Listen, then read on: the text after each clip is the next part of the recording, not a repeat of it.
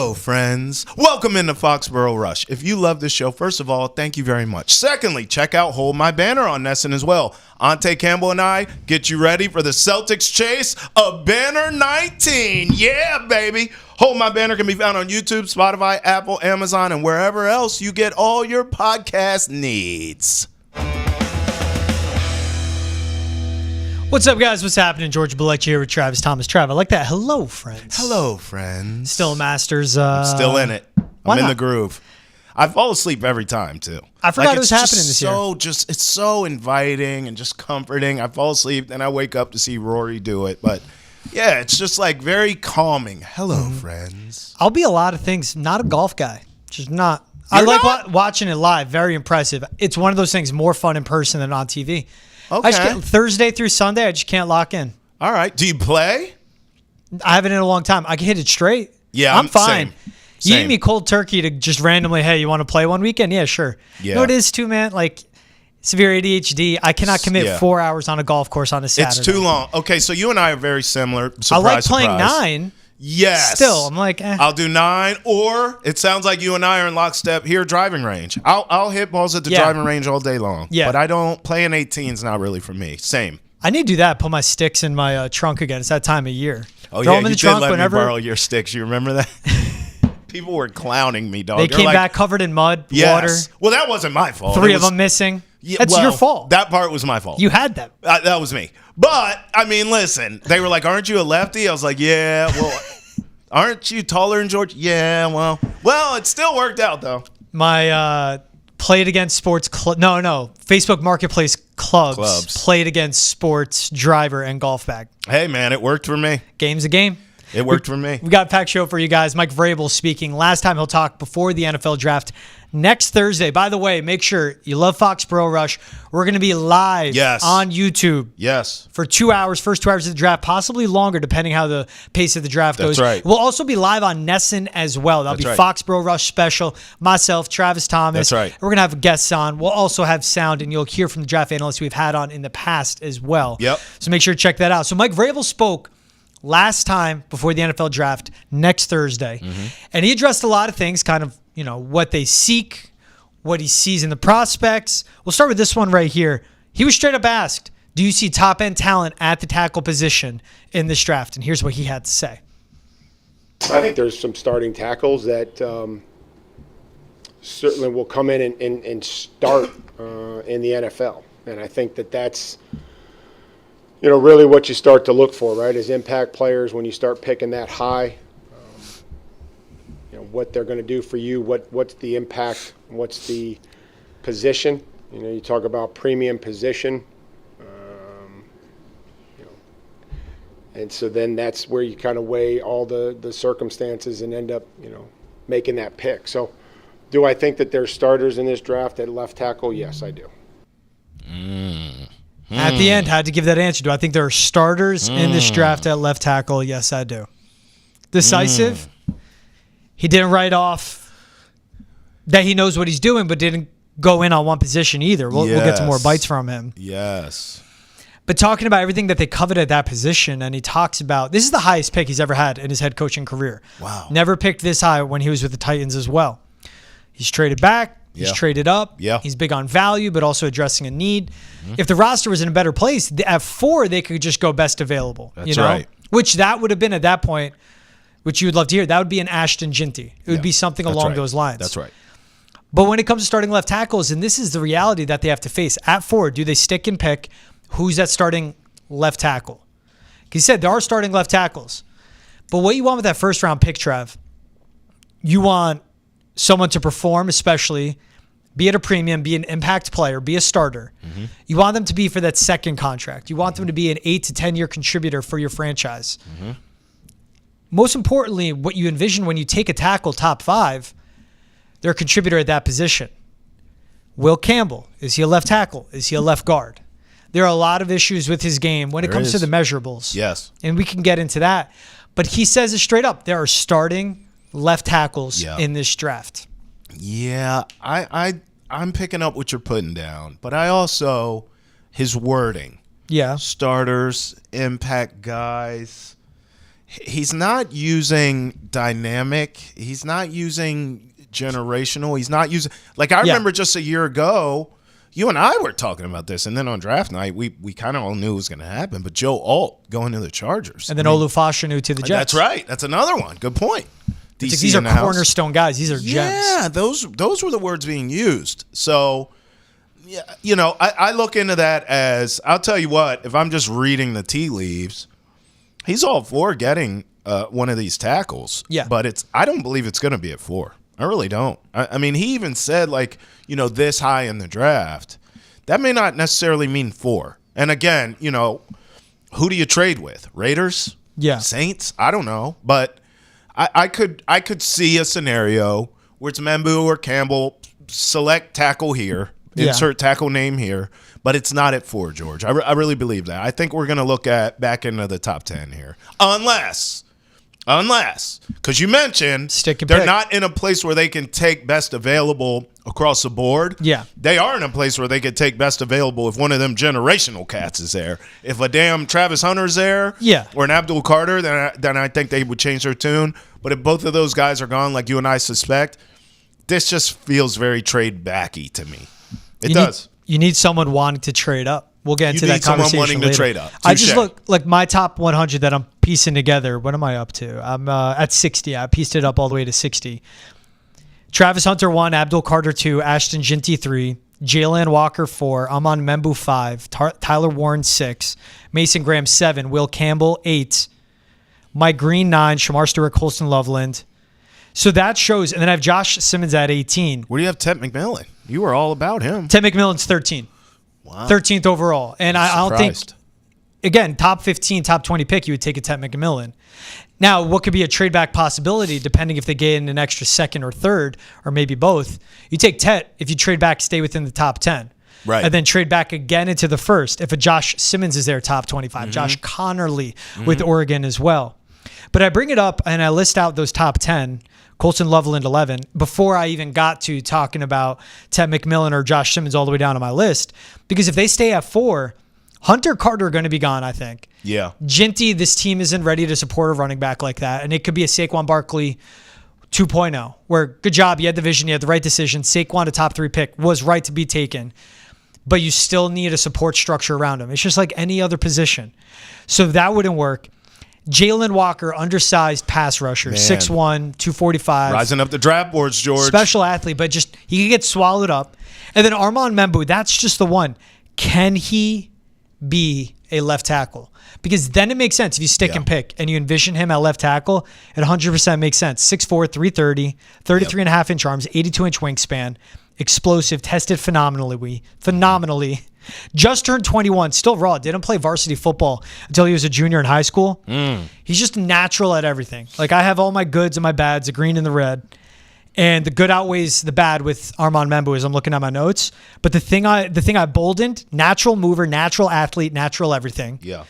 When you watch him in his kick slides, when you watch him on a pull, when you watch him attacking guys on the outside zone and just dropping back in a regular pass pro, he's just natural at that. Awesome body control. His arms could get wide, get the hands inside. And then underlined, 0 sacks, 4 pressures, and 411 pass block reps this last season in the SEC. 3 career sacks allowed that PFF credits him in just over 1,000 career snaps. That's Armand Membu. That's my number 5 overall prospect. Yeah, I mean. And that's where, that's a starting tackle. Yes. Do the Patriots team as a starting left tackle? Because that's what has to justify the number 5 spot. Well, this is where coaching and development comes in, right? Because essentially what I'm hearing is a raw piece of clay that they can mold to be what they need him to be. I would say new. Raw to me is unrefined. He's refined. He's technical. So new. A new piece of clay. Just clay. took the Play-Doh out of the little plastic container. A huge chunk of it, because he's got all the measurables, whereas you can't. Yeah. You can't teach measurables in size. So what Will Campbell lacks, you can't coach out of him. Does that make sense? Yeah. Whereas Membu, you can, because he comes in checking all those boxes, size, measurables. Okay, this is a left tackle. Now we have to coach him up to get him there. Which is, listen, I'm with that, George.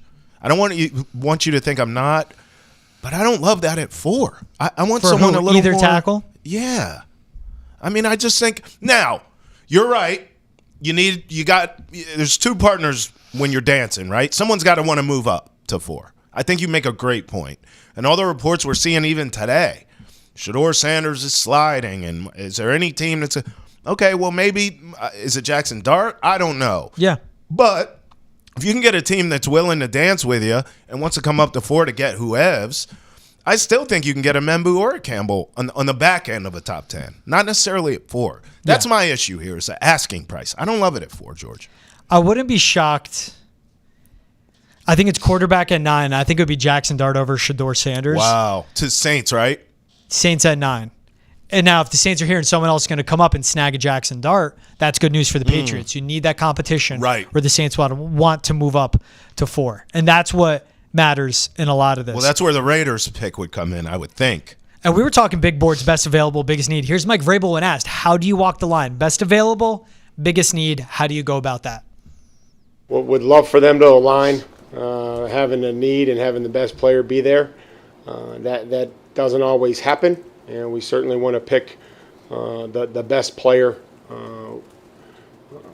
as many times as we can. And the player that we think at that point is the best player, and then we'll figure it out. Maybe you look at one position and we may have some returning starters, or we feel like our starters, or there's depth of that position, but to add premium players when available is something that you should probably always try to do. Here's the thing. You can take best available if it makes sense. Now, they do need another edge rusher. Again, that could be a Jalen Walker, right? Or that could be a Mike Green, whoever their edge 1 is. Edge 2, excuse me. Because that's Abdul Carter's edge 1. I think Mike Green, a lot of people have him as number 2 edge rusher in this draft. You don't. You like Walker, right? Over him? I'm more on Mike Green. Oh, you are? Okay. But I am situational. Where Jalen Walker, if he gets drafted and goes to a place with depth, then I would be on board with it. It's what is he going to be? You need a creative defensive coordinator. It's the off-ball linebackers, the edge rusher. Better fit here's Green, though, you think? Yeah, that's an edge rusher. That's all I'm asking. That's a guy that has the measurements. That's a guy who's a tape. Very powerful, violent hands. Really, really good. There are some character questions, and that's what you have to sort out. And again, though, Mike Vrabel, what you get with a head coach like a Mike Vrabel, he could take the questionable characters, and he could turn them into all room. Let's go. The guys you want in that locker room. That's right. But that's where I keep going on. Where he says best available, you want to take it at the premium position. Yep. And if a team has depth, then they have that luxury. And go figure, that's what makes a good team at that spot. Yep. You know who always takes best available, Trav? Who? They literally don't care. They go best available. Ravens. It's the Ravens. Yeah. Yeah. Kyle Williams, Tyler Linderbaum. Yep. They're going to end up, world is their oyster pretty much in this draft, where they're in a good spot picking 27. And no matter what route they go, they just obviously re-signed Ronnie Stanley. But they could go with Walter Nolan, Donovan Ezra-Rockwoo. They could go with the James Pierce. They have the leadership in that room. They could go with Mecca Egbuka. It's just everything there is at their fingertips on how to go. That's the Ravens. Yeah. But the Patriots, when you look at their depth, I like their interior defensive line. I have confidence in Christian Barmore. Yep. They don't have depth on the edges. I like their top 2 corners. They need a nickel. They need a free safety. They need a wide receiver 1 and a wide receiver 2. Yep. They need a left guard, left tackle. That's where if you just go best available, again, how do you see the board falling? You can wait on a corner. You can wait on a free safety. You can wait on a left guard. You can't wait on a left tackle. No, you can't. Because you find the history of good starting left tackles. Early round 2, the latest, is when they're taken. You can wait on a wide receiver. There are round 2, round 3 wide receivers that flourish. You can wait on running backs, too. I want a new running back here. Can't wait on left tackle in my eyes. No. Can't wait on edge. And that's what they have picked 4 and 38 right now. That's where they have to go. You can't wait, but I would also say you shouldn't reach. You know, I hear you, but I still think, and I'm not, if you notice all my trade back scenarios, it's still within the top 10. Yeah. I'm not sitting here preaching to you they should trade to number 21 and try to get Membu. That's ridiculous. If you're enjoying the show, be sure to check out Nesson's daily sports podcast. Boston has entered the chat. We talk about all the trending sports news in Boston, around the country, around the globe. Available on Amazon, Apple, Spotify, Twitch, YouTube, every day of the week, wherever you get your podcasts. But I just think if you can find a team to fall in love with either one of these quarterbacks, I don't give a damn who it is. You know how I feel about Shedeur. I think he's getting a raw deal. I think he's getting screwed here. Yeah. If the rumors are true. This is also lying season, so who the hell knows? He could go 3 to the Giants, and this is all for naught. They hosted him. Top 30 visit. They did. Again, by the way. But But, like, I'm saying if you could stay in the top 10, I don't think you're necessarily waiting for these guys. It just means you're not reaching for them. I feel so much more comfortable with a Will Campbell at 9 or a Membu at 7 than I do at either one of them at 4, George. I mean, I just do. I get it. Takes 2 to tango. Yeah. And again, too, it's weak draft, strong draft. That doesn't affect the price. It's what's the player going to be taken. That's right. A trade up for a team that wants a cornerback is going to be different than for a team that wants a quarterback, and that's what helps. So you talk about Campbell and Membu. I have my tackle 1, and again with the top 100, I'll explain it a little bit. But here was Mike Vrabel talking about, okay, you've picked at the back end of the draft. Do you rule out anyone when it comes to injuries? And here was his response. Yeah, what kind of injury? We took a couple guys with injuries that we thought were talented, and maybe what injuries, as they fell and that value got, to the point where we were comfortable taking it. I think that's something that's critical. What's the ability for players to recover from one injury versus another injury? I think is something that I learned. The impact that player makes and demands on a quote unquote first round pick, I think is something that's, just like the quarterback, you have to be the face of the franchise, but everybody's going to be talking about the first round pick from the time that we pick them until, for as long as they're here. So that kind of gets carried with them, and I think you have to have the attitude and the demeanor to handle some of that. So dual-edged sword with that one, Trev. Okay. And he's right. If you're a first-round pick, the pressure, can you handle the pressure simply? Welcome to the league, You're kid. going to be under a microscope, That's especially with this team. That's right.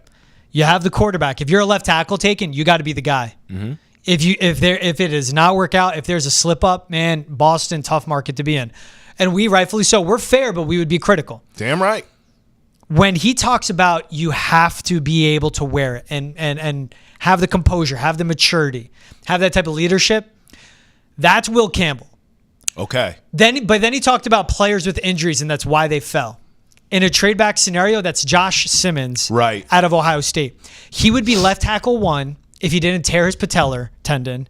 Non-contact, 6 games into the season, tore it against Oregon. Hasn't been testing, but has been rehabbing well.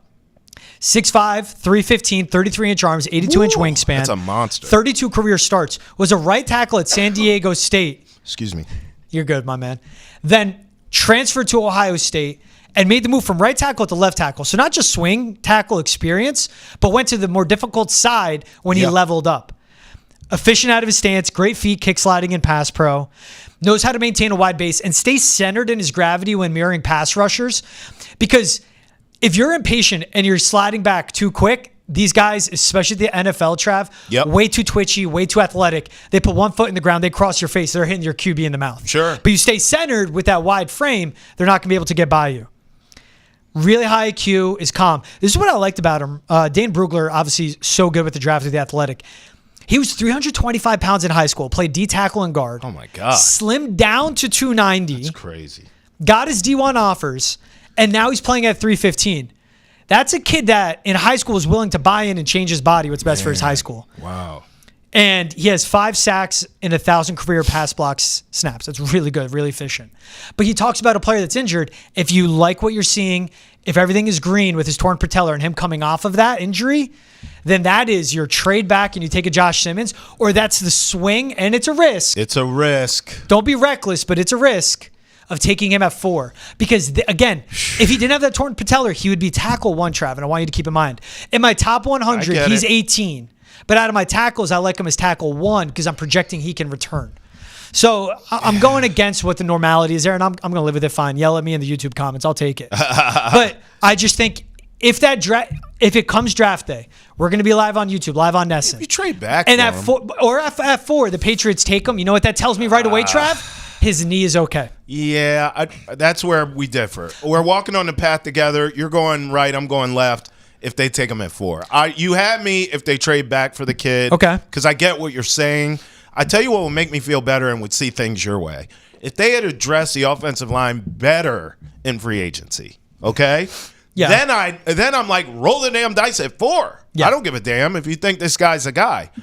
But I don't think you can afford to do that. And I don't want to hear Morgan Moses either. Like, you cannot afford right now to roll the dice. If you trade back, okay, I get it. But at 4, I don't want a guy coming off a major knee injury.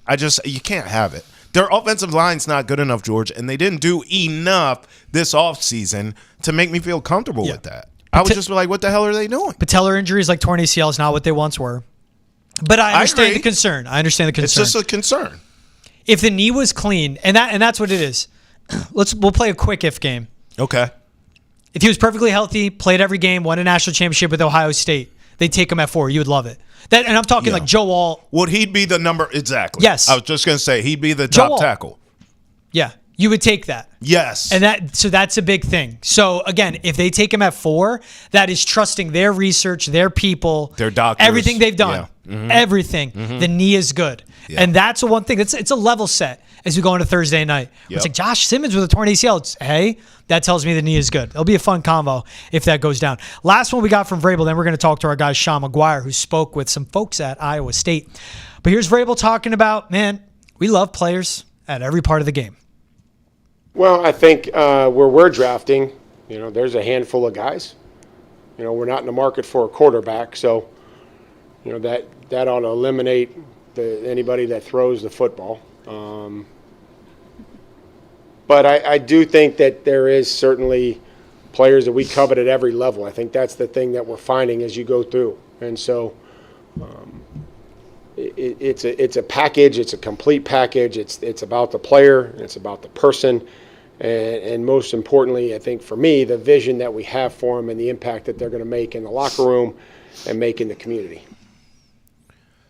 Saying loves a player at every level. This was great news to me, George. Obviously loves Travis Hunter, Abdul Carter. Great news. They love Will Campbell. They would love a Mason Graham, but he doesn't make sense at 4 to pick him. No. I was actually thinking later, to be honest. Like, hearing him say that, I almost think... You're thinking pick 38? I just thought position group. I thought tight ends, honestly. So you and I have gone through this a ton. I know you're higher on the Diggs signing than I am, but we both agree you didn't exactly get a true wide receiver 1, top option, top alpha dog on the outside. That's not going to happen. So you and I have talked about this is a really deep tight end draft, and just get a pass catcher. Yeah. Just get playmakers in here, whether it's Warren or Loveland or Fannin. I don't care the name, but I immediately, hearing him talk about that, I went to tight end group in my mind. Interesting. They're going to go get weapons for Drake May. He brought up Drake May. They're going to go get weapons for Drake May, however that looks. And I wasn't thinking wide receiver. I was thinking tight ends. And it could be in another trade back scenario. It could be. Just imagine it's a Colston Loveland and not a Tyler Warren. Loveland, higher ceiling. Yeah. I pass like Warren, catcher. though. God, I like Warren. I love him too, man. God, he's so but Colston good. Loveland's a higher ceiling type of athlete. Yeah. And I cannot get the 2023 tape out of my head when it comes to him. Mm-hmm. So vital for them winning a national championship. Yep. Was their best receiver on a really good offense. And it goes And all he can that do route. everything too, George. He can do it all. He can. And that's Colston Loveland with that, where he can't block, but hey, he's a wide receiver, he's a pass catcher. Or it could be a later pick. Again, if they go tackle and it's a Mason Taylor, tight end out of LSU at 38. I like him too. Don't be shocked. I'd rather go with a Jaylin Noel or a Jayden Higgins. We'll talk about those two receivers in just a minute. Hey, make sure to stream the entire Sox season with an SN360 annual plan. Available at an all-new reduced price of just $20 a month paid annually. And for a limited time, get 4 free tickets to Fenway with your purchase. Visit SN360.com to sign up today. Now bring him in, our guy Sean McGuire. We're talking about some Iowa State prospects, Jaylin Noel, Jayden Higgins. Well, what does Sean McGuire do? Reached out to Iowa State wide receiver coach Noah Pauley. Caught up with him. S-Mac, first off, how we doing, my man? Good to see you, bro. It's good to see you guys again, George. How you doing? How you doing, Travis? Good, man. Good to see you, S-Meezy. Miss you, Sean. Those blue eyes that match your blue half zip up, man. I love it. How were the Masters for you? Were you pulling for Rory? I was pulling for Rory.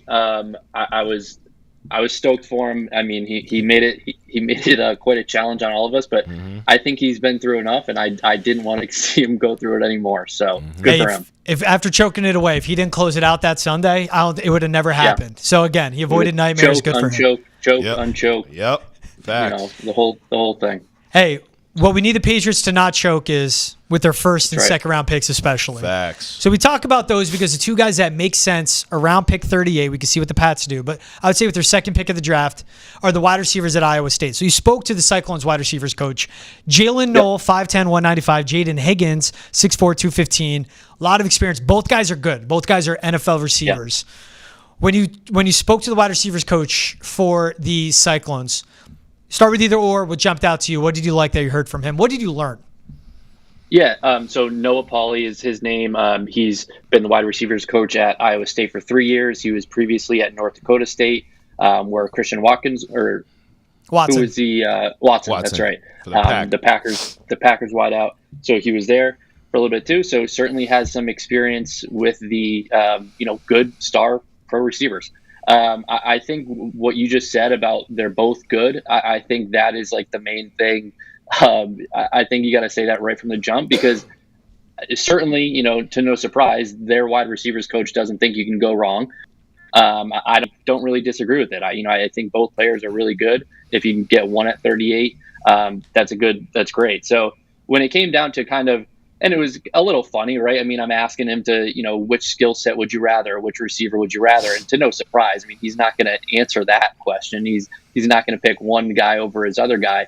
But he did give a breakdown when it came to who held the edge in what category. We talked about their physicality. We talked about their versatility, their route running, run blocking, separation, all those things, and all those things that you see on the screen right now. And it really came down to just, you kind of got to pick, right? I mean, Jaylin Noel, he's the better inside option. Jayden Higgins, he's the better outside option. And a lot of, I think that opinion that Pauley shared is really echoed by a lot of the experts and draft analysts that you hear around the league. It's just, that's how they're viewed. Higgins is, like you said, 6'4", 214 pounds. He's got great size, but he's also speedy for his size, 4.47 40. And then you get to Jaylin Noel, and he's a little bit undersized. He's 5'10" and 194 pounds, but he's explosive. 4.39 40. His 10-yard splits were off the charts, and a lot of I think he had the best jumps of anyone at the combine as well. So just really explosive. And I think those were kind of the things, it did come down to you can't go wrong in it, I think is kind of what Pauley was trying to say. Yeah, but I mean, that's all, rainbows and puppies. And I get it. You're talking to a coach. He's not going to give you the goods. No but doubt. I'm talking to you. Who's a better fit? Because I'm going to be honest. It's like I don't even know who George is anymore. This guy was selling me on Higgins, it feels like, for every year of my life. Now we get here, and he flipped on me. I can't for the life of me. I think Higgins with the big body in the red zone for Drake May, I mean, that goes together like peanut butter and jelly, baby. I think he's the best fit personally. What do you think? I get the coach. You put him on the spot. He's not going to answer. He loves them like his kids. But you can give me an answer. Which one of these two guys is a better fit in your mind, Smeezy? Yeah, I agree with you, Travis. I think it's got to be Jayden Higgins. I think the versatility when it comes down to it. And when I actually asked Pauley that about, the versatility, he did talk about Noel's ability to play special teams and everything. But when I think specific versatility when it comes to just wide receivers, I do think that Higgins kind of has that advantage. I mean, he can play outside given his size, but he lined up he played outside on 70% of his snaps last season, but he also saw a career high in snaps in the slot, and he made the most of it. I mean, he was really good in that spot. Pauley was talking about how, when he went against linebackers and safeties, I mean, he shredded them. And it was also, I saw a stat from ESPN, and it was, just a specific, when it came to Higgins running slants, he had the second most catches and touchdowns on slant routes in the last 2 years. And a lot of that, I mentioned that to Pauley as well. And he almost painted a picture of a cat and mouse game. You got a guy that's 6'4", 214 pounds over there. You're thinking he's going to run down the sideline and he's going to do that. Well, he saw that and he kind of manipulated the leverage when it came to it. And, he would go inside and he was really crafty when it came to that. So I would agree with you. I mean, to answer your question, I think if I'm a Patriots, like from a Patriots perspective, I do think that he makes more sense. Obviously, we'll talk about, and it's kind of obvious. They have so many guys that are inside guys at this point. They really don't have, an outside threat. Exactly. So I think that is a big part of why I think that Higgins makes sense. But I think I see George shaking his head here. I think that he's going to probably say, okay. That's what I meant. I think he's going to say Noel, and I don't completely I understand that thought. I do think that that Higgins would make the most sense. Either one helps, no doubt. Go ahead, George. Exactly, and that's the fact that they're both good players, they're both NFL receivers, and Noel is so explosive, so elite at the line of scrimmage. Now, can get jammed up, but you line him up in the slot and off the literal line of scrimmage. Right. Gives him room to set up receivers. He's really good at not just creating separation, but finding ways to create space around defensive backs. He's good in contested catches. He has claws for hands. The punt returning does jump out to me. He averaged almost 9 yards per punt return at Iowa State, and that's a big deal. Every punt and kick return for an NFL team is seen as a possession in a way, and a play where get 10 yards, or can you at least get us around that range, like what you would take on 1st and 10. You would take an 8-yard gain on 1st and 10 every single time. That's what you want. You have the ball, advance it, at least give the offense a new set of downs to work with. He's good at catching the ball outside of his frame, has really good hands. He's gotten better year by year and has 30-plus starts. Smooth mover, claw for hands, explosive athlete. And as a slot, that's what he is in the NFL. He could do great. And it's at 5'10". I just see a Tyler Lockett. It's a consistent 75, 80 catches, 1,000 yards, 5 to 8 touchdowns. I don't hate it. With Jayden Higgins, he's 6'4", 215. I profile him more inside. He doesn't have that top-end speed, like a vertical threat that a defense will have to deal with. But he's a long strider, eats up space, puts a pressure on cornerbacks, is big, good in contested catches, good route runner, and his short area quickness, that's what helps him out when it comes to slants and moving the chains. He'd be great in the red zone. He'd be great on 3rd down. I just think the Patriots can't go wrong with either one. I think Higgins, and maybe it's why I'm banging the Jaylin Noel drum more, I don't think Higgins will be there at 38. I think Noel will be. But that's because it's the height, weight, speed that Jayden Higgins has, and he's still ascending. He's still growing. Multi-year contributor. Probably Pauley was with him all 3 seasons that they were. 41 starts for Jayden Higgins, 33 for Noel. So maybe he got Higgins his last 3 seasons there. But he has that height, weight, speed that NFL teams covet, and that's why it's tough to see him at 38. That's maybe why I've been banging the Jaylin Noel drum, where if he's taken at 38, you got to love it. Right. But a lot can change too. We got to see what happens with the Pats do in the 1st round. But that's cool insight. Did he have anything of, if you talk to him, okay, what makes them successful at the NFL level, talking Noel or Higgins? Yeah, and I kind of did. We're talking about 2 guys. Higgins was a 2-star high school recruit. He started his college career playing for an FCS school at Eastern Kentucky. And Noel, not drastically different. 3-star recruit. He was ranked like the 125th receiver in the class. Wow. So you're talking 2 guys that were really not great prospects. And now you're talking, maybe potential day 1 picks, likely day 2 picks. So I did ask him about, that development and everything. And he just said that watching them kind of behind the scenes when it comes to, perfecting their craft behind the scenes. He told me a story about how Jayden Higgins would wait for one of his teammates. His teammates had night class that went to like 8:45, and Jayden Higgins would wait at the facility until that teammate got out and, throw balls with him, run routes with him, do the jug machine with him, that whole thing. And he just said he kind of did give some, behind the scenes look into it. And then Noel, the same thing. He called him an alpha. So I think that kind of sticks out, right? And he just talked about, what a leader he was. Noel was a 2-year captain at Iowa State. He talked about, the leadership and really when it came down to like the leadership, it was both on field. He was a player that was making a play when needed. But also he was able to kind of be the vocal leader and just talk about how good of a culture fit he would be, wherever he's going to be, wherever he's going to go. So I thought a lot of that stuff was insightful as well. S. Mizzle, you've had the opportunity now to talk to coaches for both of the cats I want to ask you, Jaylin Noel and Luther Burden. Both guys, undersized, playmakers though. From what you surmise, what you've gathered over being the hardworking journalist that you are, which one of those guys, if you were going to go smaller in stature, but both playmakers, no doubt, both can help you on special teams, they could do everything. Yeah. I mean, investigative reporting here. Out of those two, because I'm a Burden guy, but out of those two, who's a better fit for the Patriots, in your opinion? So I've actually been a little bit surprised since I published that story, whatever it was, 3 weeks ago at this point. You've kind of see Luther Burden linked to the Patriots a little bit more. I feel like for whatever reason, he's kind of sliding down the draft board. And, maybe that's just a product of this never ending pre-draft process that, that kind of happens.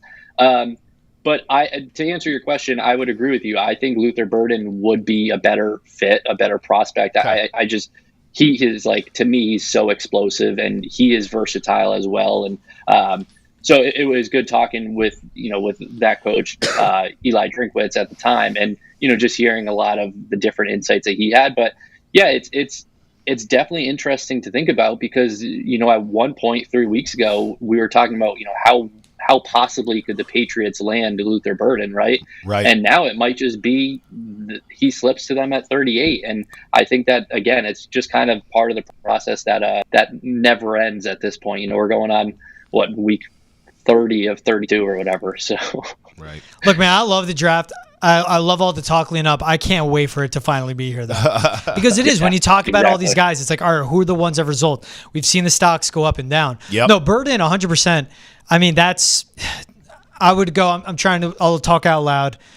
To me, it's Travis Hunter's wide receiver 1. Yes. Ted McMillan 2. Yes. Matthew Golden 3. Yes. I would go Burden 4 just because what he does after the catch. Then there's Emeka Egbuka after that point. I would agree. But it's because Luther Burden, just his yak, how good he is as a ball carrier. And there's the Deebo Samuel comps. It's Kadarius Toney on the field, just how versatile he is and how he can be used. Yes. And again, it's Josh McDaniels calling the plays where he's going to take a Luther Burden and know how to put the ball in his hands and to set him up for success.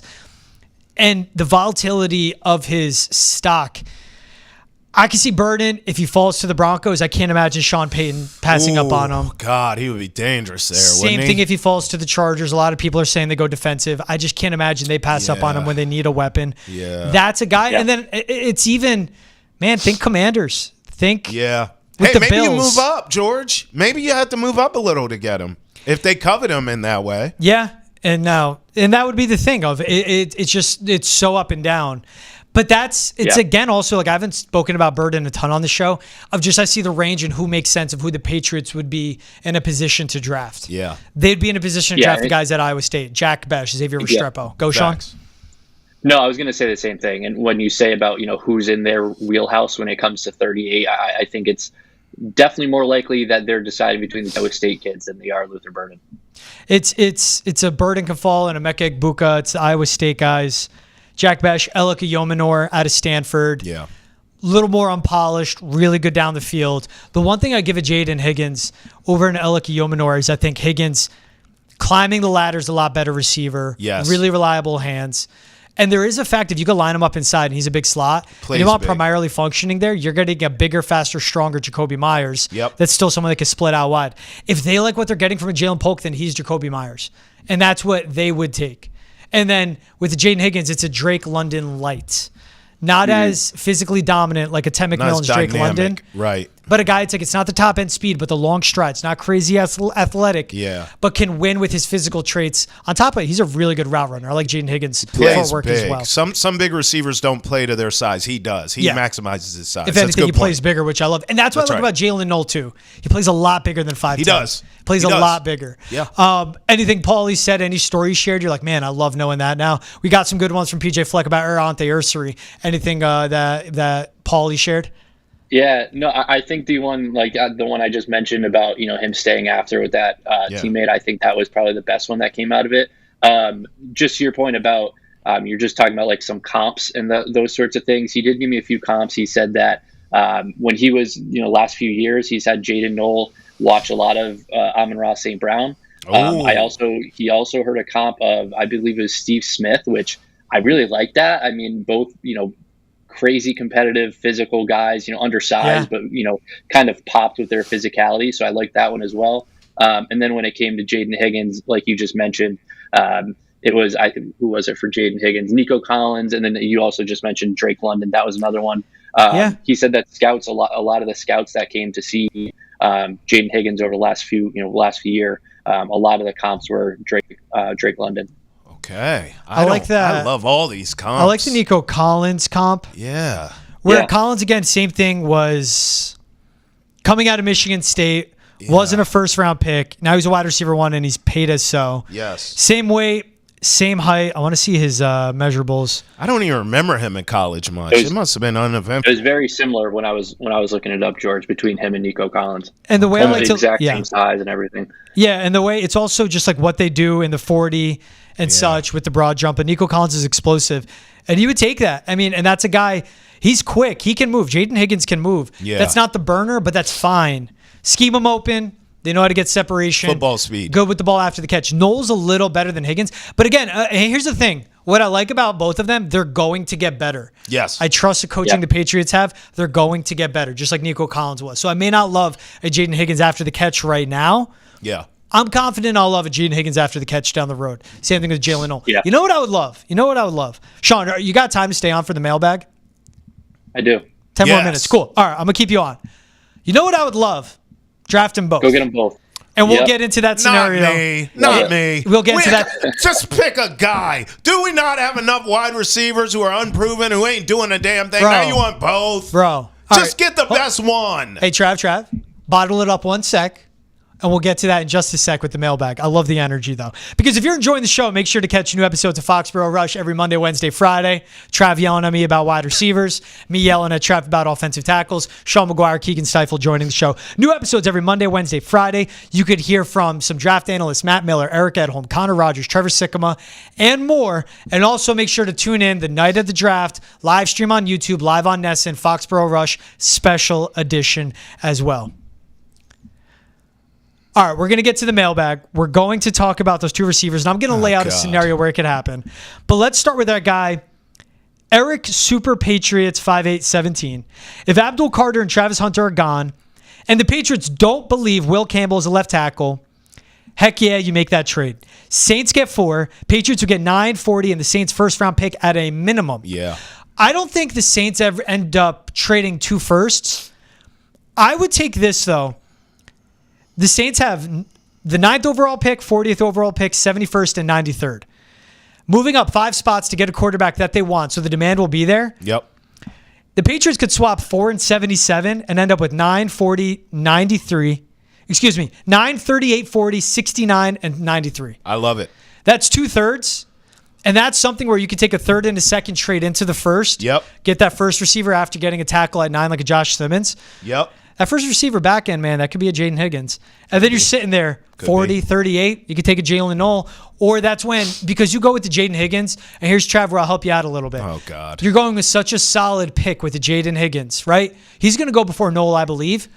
Mason Taylor out of LSU. Yes. Right? Maybe it's more of like a Colson Loveland in the first. I don't know if they trade that far up. And then you go with a Higgins Noel. But they could end up with both. I'm fine with that, but that's not what you said. If you're telling me a wide receiver and a tight end, sign me up tomorrow, okay? If you're telling me both of these damn wide receivers that Sean is such a great journalist with, I don't need it. How many G-damn wide receivers do we need? 1,000? None of them are doing anything. Exactly. These so guys you need have a lot. to develop. You need a lot.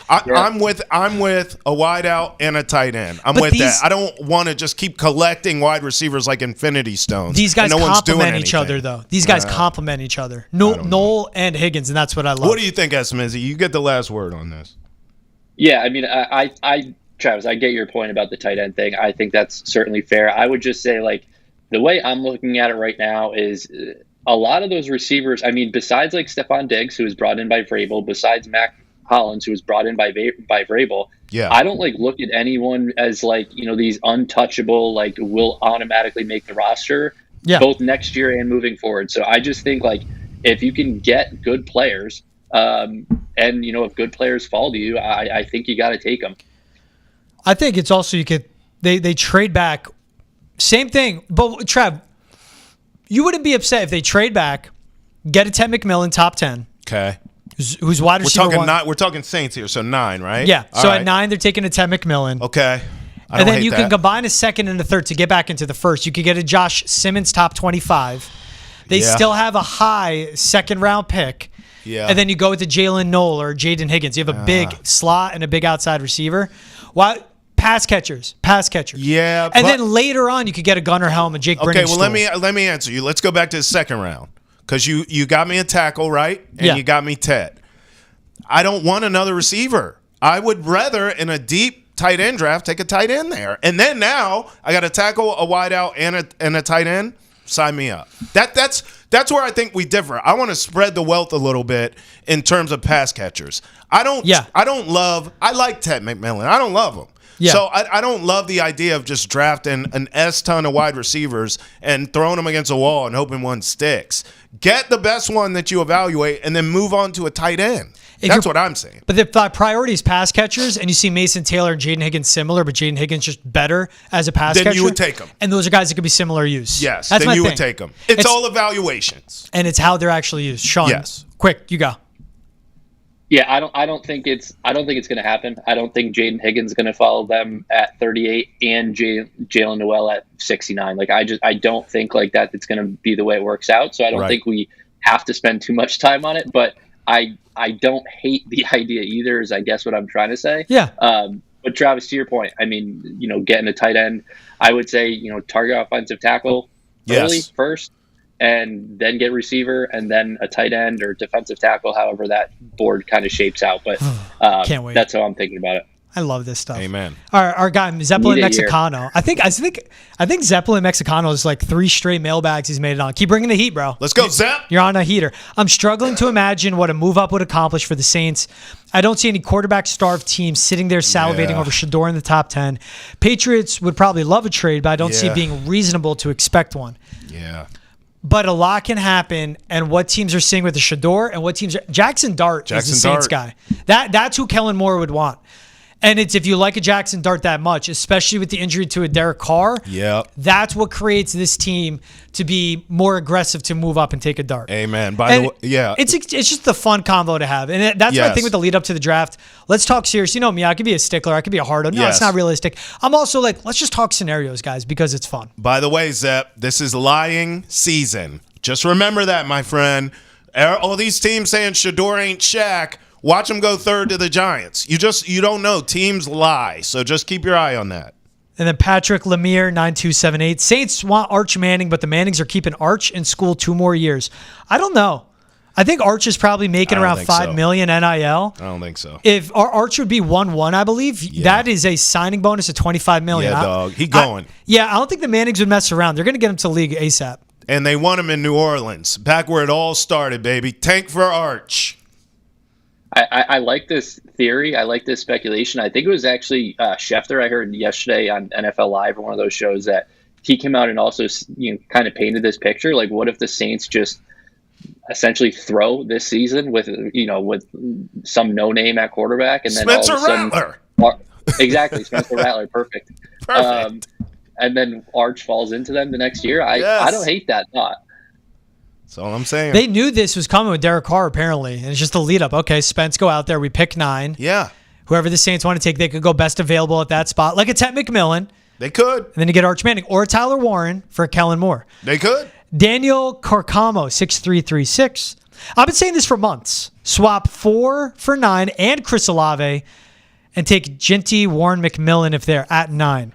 Wait, 4 for 9 and Olave. What are you thinking? That's again, So the Saints would have to want, but you know what? These are different combos, though. You'd have to throw in a day 2 pick, maybe a future second, right? A lot Patriots more have than 2/3, but that would give the Saints a lot of ammunition. They have 2 third-round picks, and that's also why they make sense as a trade partner because they can unload that third with the extra third that they have. Yeah, I'd love the scenario. Olave's 25. You can pick up his club option. You can extend him and trade for him, and then you got your wide receiver 1, really fast. Yes. Wide out, down the field threat. Drake May has a great arm. I would love this trade. And then they're saying at 9, take Ginty, Warren, McMillan if they're. I'd go Tyler Warren at 9. I'd go offensive tackle though if I'm doing this trade. By the way, bro, if the Saints did that trade, they are telling everyone they're tanking for Arch. I mean, why would they do that? The Saints they'd be insane to do that, I think. And the issue though at this draft, like who are they going to get at 4 that they can't just get at 9? Right. They'll take whoever falls to them as the best available at that point. Last one quick. John Stark, 11-7. Vrabel brings so much more reassurance that never seemed to come from Mayo. It's glaringly obvious how much more weight Vrabel carries in regards to a controlled game plan, committing to an idea. He's trying to build a cohesive family, and that family holding every member accountable. Yeah, it's a nice note to end on, John Stark. Facts. It's kind of warm. I like it. It This is. is a cohesive family we got here, us three. Well, it's a little dysfunctional, but a family nonetheless. I think the healthiest families are the ones that all three of them are different. Like I'm the youngest of three. Yeah. We're all so opposite, but we get together. We always have a great time, and it's some of my favorite time spent is with my sisters. It's true. So some of my favorite time spent with my bros. That's right. S-Mac and T. That's right. Love that. Who's the youngest out of it? Like, who's like the knucklehead youngest brother? That has to be me. definitely you. It's you, Trav. No, No, it's no, you. It's you. It's you. It's Trav. It's me. me? It's me. It's probably me. I'm absurd. the Am I one the wise? sneaking out. No, you're the good one, S-Mizzle. You're like mom's favorite. Yes, You exactly. do no wrong. Sean always cleans Yeah. up the dishes, puts them away. Right. George pushes the limits, but he knows when to stop. It's me. I'm sneaking out. I'm coming home Yeah. after curfew hammered. Sean's with mom and dad whenever he visits on the weekends. I came here for you guys. I'm just taking them to the movies, knitting. Knitting. He's Travis Thomas. He's Sean McGuire. Make sure to catch Sean's full interview with the wide receiver coach for Iowa State on NESN.com. All his coverage, him and Keegan leading up to the draft. I'm George Balekji, Foxborough Rush. We'll see you guys on Friday with the fresh ep.